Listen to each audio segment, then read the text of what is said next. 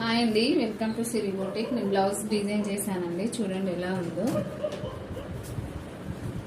ఇంకా బో ఇచ్చానండి, ఇలా ఇచ్చాను.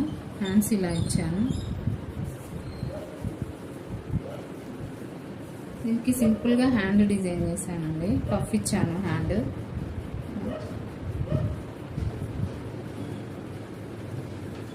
ఇంకేం పోట్లీస్ అండి, సెల్ఫ్ కలర్ వచ్చింది బ్లౌజు.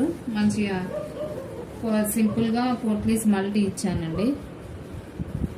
హ్యాండ్కి బ్యాక్ ఇచ్చానండి. పైన బ్లౌజు